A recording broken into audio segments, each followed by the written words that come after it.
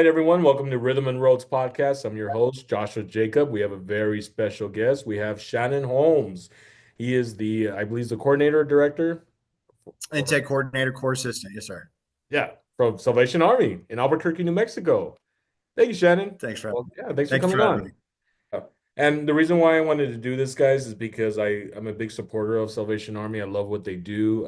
I read the history of Salvation Army, and I just love the fact that they are really true to the biblical standards of God, of just going by how God kind of shows so much mercy and grace to those in need. And it's not about us, it's about serving. So I know there's other organizations that do that, but for me, Salvation Army is my favorite. So No, we appreciate that. yeah. Well, welcome, Shannon. Thank you. So I want to get to know your story though. How did you join Salvation Army to do what you're doing now? How did that? Okay, so I'm from Texas, obviously. Oh, Right now, I'm in nice. Okay. Albuquerque, New Mexico. Yeah. So I've been a drinker or a user for at least 30 years of my life now. I was what you would call a functioning alcoholic or an Wow. addict. I Okay. had a job, kept a job. I do not have any felonies, but if I would continue on the present course of my life, I could see that changing very quickly. Mm. Um, just by happenstance, one of the reasons I chose the Salvation Army of New Mexico here in Albuquerque was I had liver surgery about 5 years ago, and it was a bucket list thing. I decided I was going to go see the Grand Canyon, and I had to stop here in Albuquerque because it was a freak snowstorm, and I loved the Mhm. mountains and everything. So when I decided to get treatment, I thought Albuquerque would be the perfect place, perfect scenery. Mm. It's one of those things that they tell you that you have to change everything. You got to change people, places, and things. And so I got it just about as far west as I possibly could from where I was at. Mm. Wow, interesting. So do you believe that God led you to Albuquerque when you know it wasn't really the stop to go there? Because So at that point, yeah. So at that point in time, I did not know that. It wasn't until I got here, and wow. the first few months of my program, I still wasn't getting it. Nobody wants to be in rehab and stuff like that. Oh, mm. And it was actually Major Raywin's husband, the major that you met the other Oh day. yeah, yeah. Her husband was doing a chapel or devotional, and he's a motorcycle rider. I'm a motorcycle rider. That Oh, it nice. just, Okay. yeah, it just seemed to click. And then I thought it hit me like a ton of bricks. I was like, this is what I want to do, and I've been here ever since. Wow. That's awesome. And before remind me again, where were you before you went to Albuquerque? I was in Galveston, Galveston. Texas. Okay. And but your journey going from Galveston to where you wanted to go, that's not where you wanted to go, right? That was just like a detour. It was a detour, but I mean, it was the best detour because Oh, of I mean, course. Yeah. this is actually just a stop now because not only have I been sober and been with the program for 2 years, over 2 years now, and the next coming year I'm going to be going to their training school to become an officer. Oh, wow. And explain Yeah. to me what do officers do? So officers, they are trained to well, first of all, to preach, right? Okay. It's theology. They teach us, help us better understand the Word of God, so we can spread that gospel to others. The other aspect of becoming an officer is one day I would like to lead an ARP, a rehabilitation center, or an ARC from which I came from, to go back and help other men. That's awesome.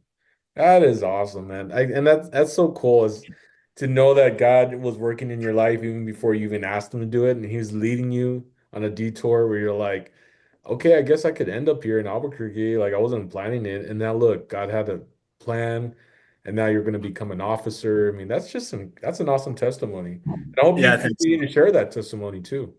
Yeah, That's awesome. Wow, Shannon. And that's the thing too is I mean, I my plan for me when I moved back to El Paso, which I just did this past weekend, I didn't had no plan to reach out to Albuquerque's Salvation Army. I was probably going to just do it here back home, but I just felt led to do it. And that experience for me was awesome. Just going there to the facility, getting a tour, hearing testimonies, and meeting you through this. It was like, wow. So I love that God knows my desire of my heart, where He knows I want to meet some, great people from the organization. But it's very interesting how this came about too. Yeah, I mean, and you know that's God's perfect plan because a lot of people think that we just give out like food boxes and Yeah. rental assistance and stuff like that. We're actually a church and we're a rehabilitation program. We're so much more than just rental assistance. Yeah, yeah, and then you do so much for the organization too. I what I do want to understand is what for the viewers as well. What does Salvation Army do during the holiday season? Like I know there's the bell ring that we see at Walmart, Sam's, Right. malls. So what's the purpose behind all that? Because I know the purpose of it, but I want the viewers to understand what you guys do with that. Okay, so I mean, let's start with the bell ringing. So Okay. bell ringing is fundraising, right? Okay. So everything that we do when we set up out there, that allows money to come directly to Albuquerque. So everything that our citizens do, their money stays here locally to help support the rehabilitation center for the men here, Okay. family services. Like I said, we give out food boxes. We help with rental assistance. We help. It helps keep the lights on so we can help provide for others for the rest of the year. And Awesome. without that, without the kettles, that would be almost impossible. That also helps with our angel tree, which is going on right now, and that's so we can help children that don't have much to have a Christmas. And we set up those trees as well in different locations like Walmart and whatnot, and patrons can pull a tag and they can buy gifts for a boy or a girl. And it just, it spreads the holiday cheer and God's love throughout the community. That's awesome. So there's wow. So there's two of them. There's the angel tree and then there's the kettle one, right? Where you ring the That, bell. that's There. correct. Okay. That's awesome. And I'm really glad that you guys do this. And I was watching a trailer on one of your guys' Salvation Army, I guess, trailers for the season. It was probably like a year old, but it had one where a mom and her girls were um, they were evicted from their apartment, and then she took them in their car. They didn't know where to go. I mean, it was just very devastating to see. And then towards the end of them trying to find a place, she was, I guess, in a parking lot, and she looked up and saw from far a Salvation Army sign. She went there, and he gave her a bed to sleep in and a room. You know what I mean? So it's like, so I mean, do you guys do that as well? I mean, I take it from what I saw in that trailer. So we do. So we're not just a rehabilitation center. We're also a homeless shelter, and across the nation, we have Wow. homeless shelters to help people get back on their feet, a place to stay, a warm place to be. Food. Just whatever we can do, and Yeah. that is actually a true commercial. Which I'm not really sure I can say this or not, but we actually have a bell ringer right now that she rings voluntarily. She's in her 80s. Her and her husband received assistance from us years ago, and her Oh, way of giving back, is to ring voluntarily to help raise money for the Salvation Army. that's It's awesome. truly a godsend. Yeah, it's a Wow. beautiful story. That is a beautiful story. Man, I'm so glad that you guys have that mindset of just the heart of God to do that, because it's just there's so much out there that people are hurting, struggling, and those are for me in Albuquerque when I was living out there, I did see a lot of homeless people. I saw a lot of people in the street, Yeah, and it broke my heart, and there's times where like to be, just upfront on this too, is probably a while back, I kind of like if I saw them like, in healthy condition, able to walk, able to. I'm thinking to myself, well, how come they don't just get a job? Like it's that easy. But there's a director that I interviewed, and he did a documentary on certain people who struggle with certain addiction, right. drugs, and the documentary that it was based on was on a daughter of a father that was thinking that at one point, hey, well, why don't they get a job? What's wrong? They seem they're okay. But after his own daughter went through her own experience of drug addiction and then what ended up in the streets, he was kind of saying, "Man, we don't know the story behind those faces. We like they could look okay on the street, like why don't they just get a job? But the thing is, are they mentally okay to even work a job? And Whatever." that's so very true, right? So that's so very true. So one of the sayings that I like to say is, not all disabilities can be seen, right? We Yeah, don't know the struggles. We don't know what they've been through, what they're going through. And I was just like you before I came to Salvation Army. Was you would look at these people and they seem able bodied, but you Right. just don't know what's going on behind the scenes with them. Right. And you know, as God tells us, we're not the judge. We're You not. know, we No. do what we can when we can. Where we can when we can. That's right.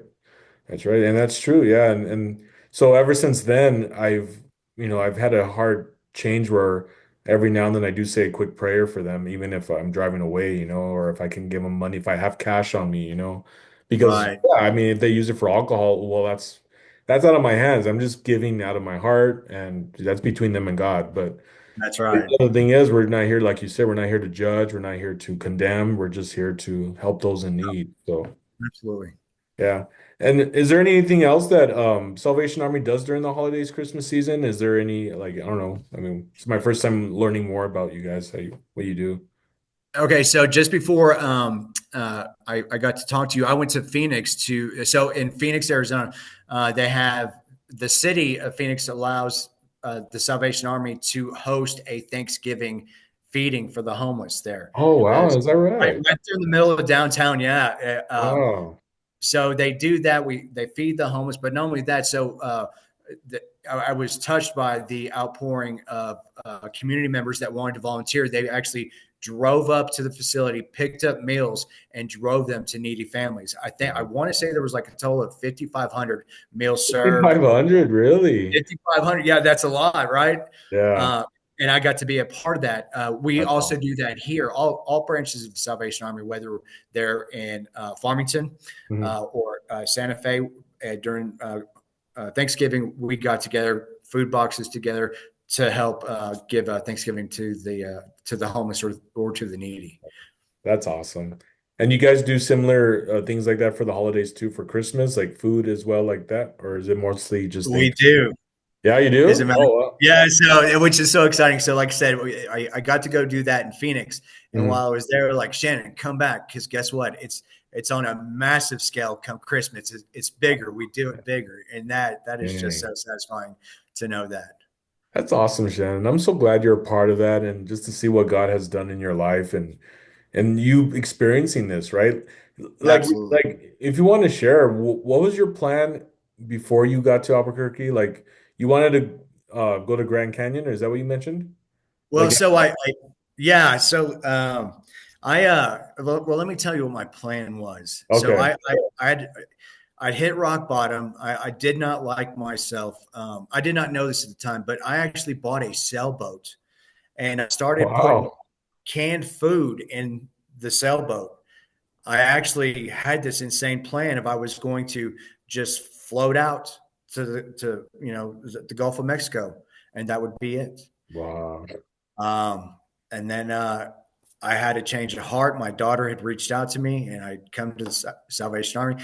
And like I said, it was a freak thing. But what I did not realize back then that I truly know now, and it's the love of God that has changed that for me. Because I'm like so many others. Like my story is no different than a lot of others that have alcohol or drug problems. That bad family, boys' homes, foster homes, Right. abuse, sexual, mental, physical. I ran the gamut with that, but I'm no different than anybody else. But what happened to me was I turned out not to like me, and that wasn't my fault.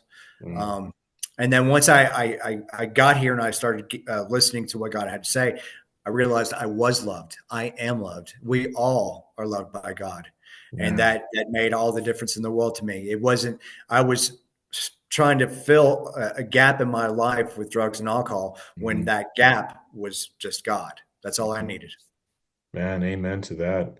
Thanks. And when did you realize you needed God? What was that point of turning point that God came into your life and you gave your life to Jesus Christ? So I don't know if my major will appreciate me saying the story, but Oh, when I got here, so the facility, I don't, did you actually went to the ARP where the men are? But when I got there years ago, it wasn't the same place. oh, it Uh, wasn't? Okay. oh no, it was not.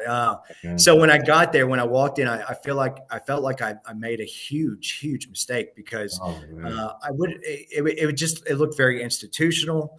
Mm, Um, but the building is an older building, right? It was built back in the 60s. Mhm. So when I got there, I thought I'd made a huge mistake. And it was also a different program. Mhm. There had been changes of leadership and officership. So I came at a time where it was just different. And I'd run into some troubles and some issues while I was there. And I'd had quite enough. And I'd Wow. actually made a mistake that almost got me kicked out. And instead of drinking or running out to the streets, which was kind of my first plan, I decided to put what the Salvation Army had started to instill in me and my 12 steps. And then one night I just prayed to God. I was like, you gotta do something. I can't take this any longer. I cannot do this. And the very next day, I kid you not, the very next day, one of those problems was solved like Oh, that. And I knew right then that my life had changed, that God had changed my life. oh, that's awesome. And that's the thing is, and that's the thing that just makes me so happy is when you hear those stories of when you're at your desperate moment of needing an answer from God, and when you say and when you ask him, and then the next day he just reveals it, you're just like, oh man, it's a life changer. I Yeah. definitely had that through my experience too. So when you, because you said you prayed to God and you asked him that, I need help on this. But before that, were you even aware of God? Were you interested in God at all? I mean, did you even have any kind of relationship before you went there? So the crazy thing is that I spent a lot of my childhood in church. Oh, you I knew did? of God. Okay. Yeah. So even in different boys' homes or foster homes, I would still attend church, and Oh, I've wow. been through all of them: Presbyterian, Baptist, Catholic. I mean, I've done it all. Yeah. Um, but it wasn't until here, and I don't know that the Salvation Army doesn't dumb it down, but it's to me, it was just a way they just, hey, it doesn't matter who you are, what you are, Mm-hmm. God loves you, and that's all there is. I mean, God is love, and God loves you, and that's what they teach us here, and that changed my whole view because I mean, we Catholics are, they do communion, and there's the whole up and down on your knees, and the Right. Baptist thinking, but I mean, I came to believe that the Salvation Army is God is love, and that's you just gotta love God to be successful in life. I mean, He's there for you always. Awesome. That's awesome. And so back when we were starting the interview, you mentioned about someone stealing 16,000 or something like that, or what were you saying? So I don't want to get the money value wrong, but it Oh, okay. was substantial, right? Right. And this is not an isolated case. We have always the Salvation Army as long as I've been here have tried to hire within, right? So you've got these broken guys. They come in, they graduate the program, they turn their lives around. But unfortunately, relapse is part of recovery. That's what they say. Mm. So once they get well, some people have gotten jobs here and then relapsed and then done just horrible acts of theft or dishonesty towards the place that helped them. And instead of condemning them, I mean, yes, sometimes, I mean, criminal action was taken Mhm. and that they had to go to court for. But while we're on the defense side, we're also standing on the prosecution side, saying, "Hey, give them another chance, let them come back." And I know that they've done it time and time again. I've witnessed it. I've seen it, and it's amazing. Like I said, you can Wow, come here man. 9 times. You Dude, are forgiven. God forgives you. He forgives me. So you are forgiven as well. man. And and so like I mean you did mention the amount. How much was it? Are you able to say that? I believe it was like $16,000, but I have personally been here when several $1,000s have made their way outside and into What? pockets of people. Yeah, and they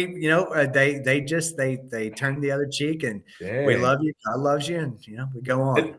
And and when that happens, like, do you see anything in their reaction, their face, their like, do you like what? Like, what are you guys doing? I just stole money from you. Like, You know, what's and the I response like? And I've actually talked to a friend that was in the program previously, and I did ask him, and he's like, "Really, dude?" I was like, how can you sit here and be okay, like because they forgave me, and that's what it's about is forgiveness. I mean, no grudges. We forgive you. We're here to help. Man, yeah. When I heard that story when I was over there, and I was in the chapel, and she told me what happened with them breaking in, stealing some guitars, The instruments, yeah. yeah, the instruments and all that, and then they took them back. I was like, "What?" I was I like, know. "Can you say that again? Like you took them back? Like, and you guys went to court, like she mentioned that, but then the fact that you guys were actually like, give them back to us." I was like, "That's amazing, man. That's just It, wow." it is amazing, but it teaches you. I mean, and I love that part of it. I mean, grudges and stuff like that, it'll kill you. I mean, if you have a heart of forgiveness, I mean, not much can really bring you down, right? Right, man. Well, I have, after all this, especially what I've gone through recently with the breakup of a relationship recently, but I really find that grace is, like I've been a Christian for a majority of my life. But the thing is, yes, we're all sinners. We all fall short. Um, and there's experiences and there's lessons and there's things that God teaches us. And like for me, I, the reason why I moved back to El Paso because things didn't work out. But here I'm like, saved by grace. And again, where like you said, God's like, it's okay, Josh. I still love you.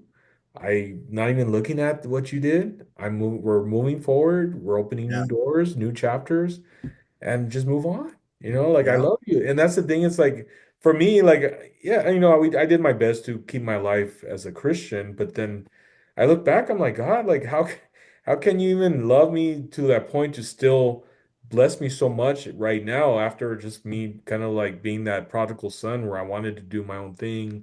I knew what I was doing and all that. And you know what I mean? But he does no matter what. And No that's matter what what. I gotta say, that that's the greatest gift that I've been given, Yeah. is that I know no matter what, I'm okay. I'm gonna be okay. God has got me, and I'm gonna be just fine no matter what. No matter what. And No that's matter what. actually now that you said that, I thought the same when I came back to El Paso last week and I said, you know what? No matter what, I'm in God's hands. I'm Awesome. okay. God's holding this was the journey. He brought me back home and I'm gonna be okay. That's amazing. And that's amazing, Shannon, of your testimony. I really encourage you. I don't know if you already started the process or even have one, but write a book. Write Like a book. write a book, man. Get that story out, brother. Because I mean, I believe you can actually have a book, and I mean, look at you. You're going to the next level of being an officer, and I mean, officer, right? Yeah, officer. Yeah. Uh, But I believe, yeah, a book would actually help a lot of people to understand the grace of God through you. well, I'm grateful that God uses me here, and hopefully they see, and I'm just a small example of God's grace. Right. Do you ever think about writing a book? Have you ever thought about that? Yeah, but it wouldn't be a good, so I haven't, but that's another story, right? Well, God told me to give you the title. It's going to be called Detour. Yeah, that's amazing. I like There it. you go. Start That's getting a pen amazing. and paper. That's funny. Well, Shannon, I really thank you for your time and coming on the podcast and just your sharing your testimony. I mean, it just inspires me and I'm just like, wow, like, and I really do encourage you to share more of your testimony to those because I mean, after me hearing it, I'm already like, wow, God did that. Like, Yeah, I mean, I'm just always inspired by everyone's testimony. And that's why I do this podcast because everyone has a story, everyone has a journey. And that's why I call it Rhythm and Roads because I'm a musician as well, but also the road that God has on you prepared for you even before you were born. He already wrote out your right. story. So, Yeah. Well, thanks uh, for having us, Josh. I really appreciate it. yeah, one last thing I wanted to tell you is that here in El Paso this Friday, if it all still works out great, which I believe it will, I'm going to be volunteering as a bell ringer. So, Are you really? yeah. It's No, like, we certainly appreciate that no immensely. You have no problem. idea. Thank you. Yeah, I got in touch with the facility here with I forgot the director that was organizing everything. And so they transferred me to who I needed to speak to. And I said, no, I'd like to be a bell ringer. And they're like, okay, well, when are you available? I'm like, Friday. Sure. And then let's have you come Thursday and pick up the stuff. So We I'm love excited. volunteers. Be Thank you awesome so much. by that. So. Well, thank you, Shannon, and Merry Christmas, everyone. This is a special interview with Salvation Army with Shannon Holmes. And congrats again for getting the officer position in the future and going to that level. I know God is working great in your life, and I mean, your story just what an incredible story called detour in Shannon's life. Thank So you, Josh. yeah, Thanks for having us. yeah, no problem. Thank you guys. Merry Christmas. Merry Christmas.